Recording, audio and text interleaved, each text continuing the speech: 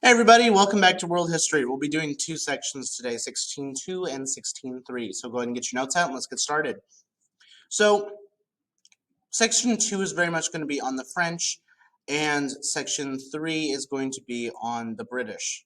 So actually I'm going to put my bubble down here for today. That way it's a little bit out of the way. So by the 1600s, France is going to be strong, unified, and become the most powerful nation in Europe, taking over from the Spanish after they fall from power. Religious wars between Catholics and the French Protestants, or the Huguenots, tore France apart, resulting in the creation of St. Bartholomew's Day. It's a major Catholic holiday commemorating the worst incident between Catholics and the Huguenots. The Huguenots and Catholic nobles gathered for a royal wedding. A plot by the Catholic royals led to the massacre of 3,000 Huguenots. Over the next few days, thousands more would be slaughtered in the next few days. St. Bartholomew's Day massacre is symbolized the complete breakdown of order in France. And if that sounds familiar, for those of you that watch Game of Thrones, it's very similar to the Red Wedding.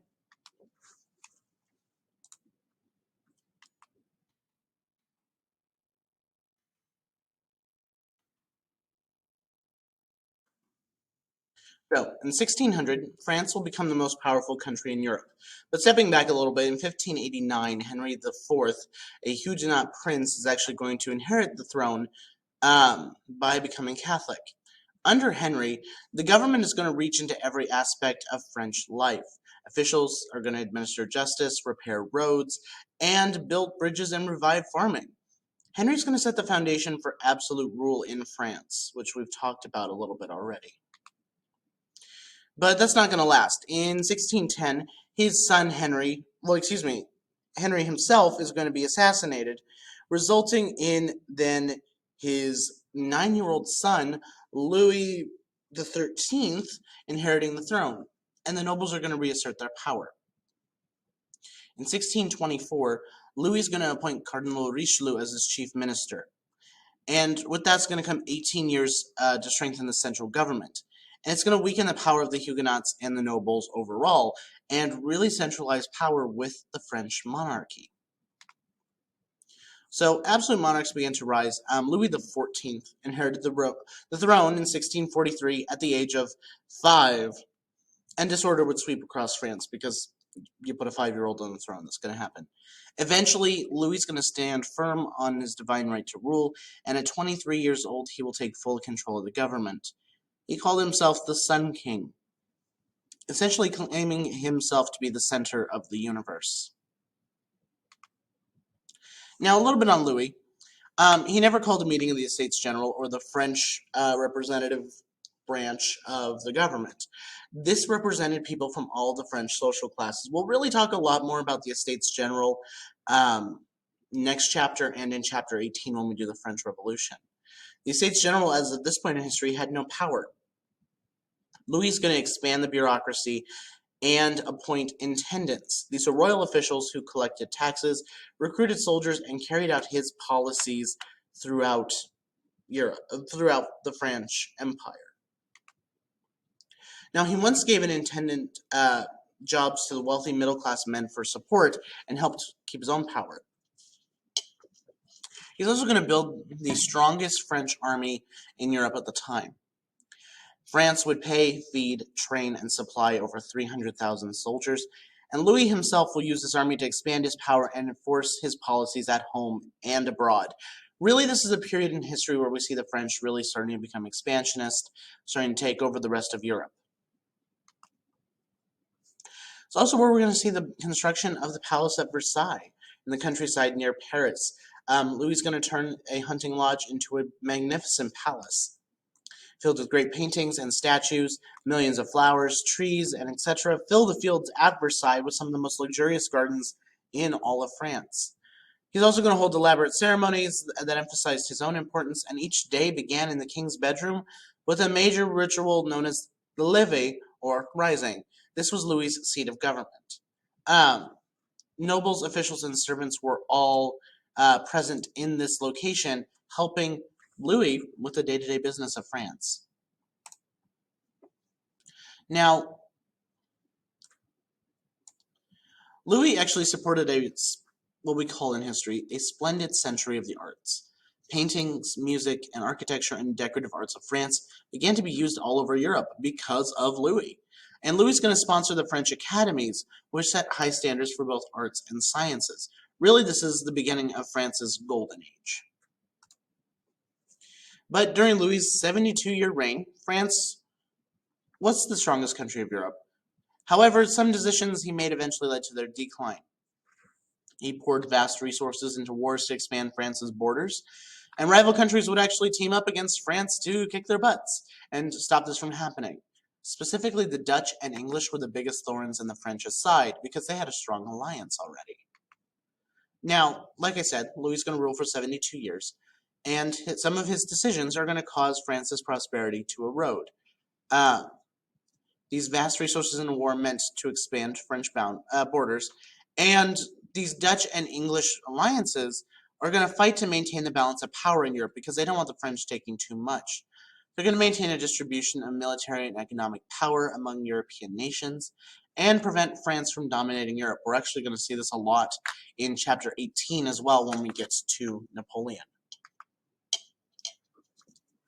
So in 1700, Louis's grandson is going to take the throne in Spain. This is Philip V.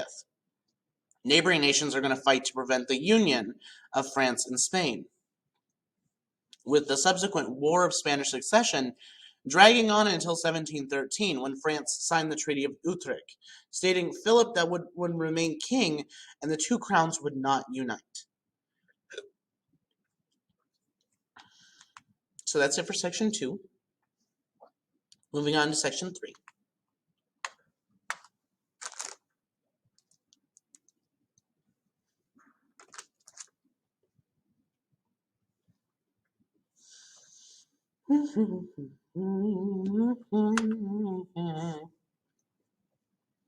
Hopefully, if you're watching the video, you just pause the video to take the quiz while I'm sitting here eating a Twizzler. Now, in England, from 1485 to 1603, England was ruled by the Tudor monarchs, the Tudor family. And they also believed in the idea of divine right and worked very closely with Parliament. And they valued a good relationship with Parliament because that was key to their success. Actually, I want y'all to take a minute, if you're with somebody that's also working on the notes, pause the video and have a conversation about divine right real quick. Take 2 to 3 minutes, talk about what you think it means, what you have seen so far and what we've talked about, and how you think that might come into play with stuff we'll talk about later on. Now, Elizabeth I is also going to consult and control Parliament when in power. Like we've talked about a little bit already, she was a popular and successful ruler in England. But it's going to lead to essentially a revolution at this point. Because remember, Elizabeth was known as the Virgin Queen. She died in 1603 with no child. Her heir was a distant relative, James Stuart, the King of Scotland. And the Stuarts were not as popular or as skilled in dealing with Parliament as the Tudors. Parliament is going to actually challenge King James's claim to absolute power. And they're also going to inherit problems that Henry VIII and Elizabeth I had never dealt with, which created conflict with Parliament. So really, it's going to turn into a bit of a disaster. Now, James I is going to agree to rule England according to the laws and customs of the time. But he began to lecture Parliament about divine right. This led to multiple disagreements between him and Parliament. James is eventually going to dissolve Parliament, which the king has the power to do, and collect taxes on his own. And James is also going to clash with the religious groups such as Protestants and the Puritans, who wanted to, quote-unquote, purify the Church of England. A lot of those groups of people that we talked about last chapter that were coming to North America, like the Pilgrims and the Puritans, were leaving England because of the Stuart family. Now, Parliament's eventually going to respond. By 1625, James is out and Charles I is going to take the throne. He's going to continue the ways of James. First on, take the money. Second, imprison people without a trial. Eventually, Parliament is going to make him sign the Petition of Right, which prohibited the king from raising taxes without Parliament's approval. Eventually, he'll flat out ignore the document and rule without Parliament for 11 years. But in 1640, the Long Parliament is going to begin, known as the Long Parliament, and it lasted on and off until 1653. Actions triggered here the greatest political revolution in English history. Parliament's going to try and execute Charles I's chief ministers and declared Parliament could not be dissolved without their consent, meaning that the king could no longer dissolve Parliament whenever he wanted. He actually had to get Parliament's approval to send them home. So clashes between the king and Parliament led to the English Civil War. Our two main groups, we have the Cavaliers, who are these rich, noble followers of Charles, versus the Roundheads. These are common folks supporting Oliver Cromwell. Parliament's going to win out and execute Charles I. Off goes his head. And this war is going to lead to political change. It sent a shockwave throughout Europe and a message that no ruler in England could claim absolute power. At no point in English history had a king been executed. This was a first. And it really was to the other kings and royalty of Europe. It's basically like, you're on notice. If we, the English, are doing this, the French could do this, the Spanish could do this, the Russians could do this. Bring it on. Now, as a result of this, the monarchy in Britain is actually going to go away for a little while, and we're going to establish what is known as the Commonwealth.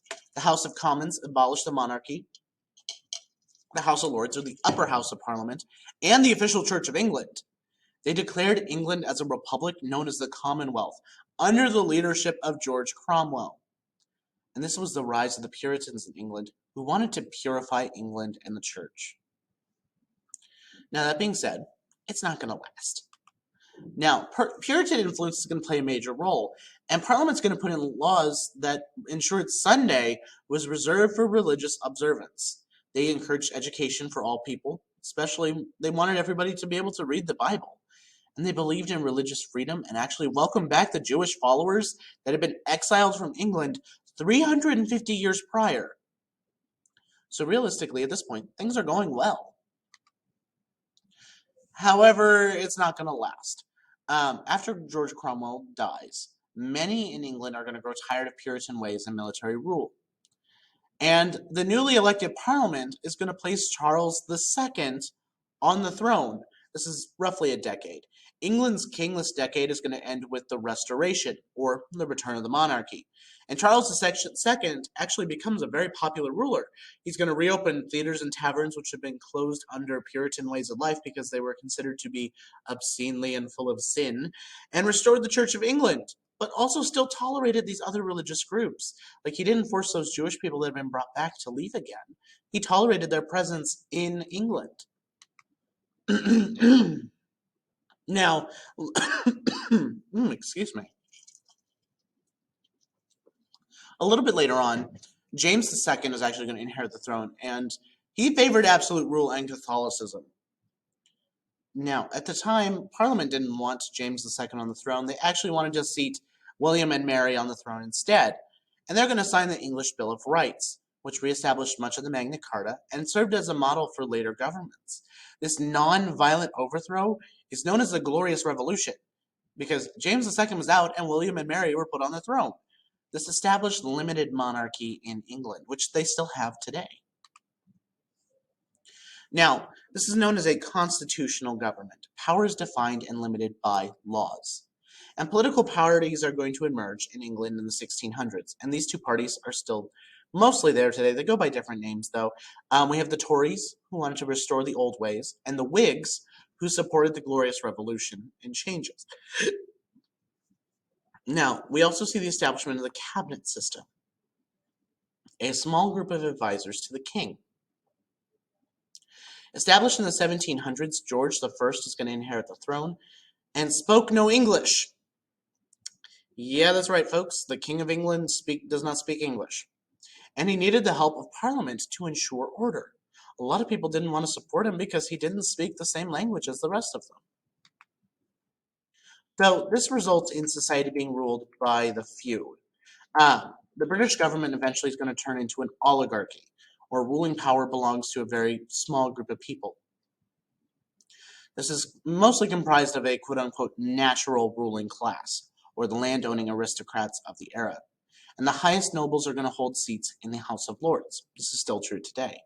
Wealthy landowners and rich businessmen would then get positions in the House of Commons. This is still mostly true today, at least for the House of Lords. The House of Commons, they are actually elected like we would elect a congressman here in the United States today.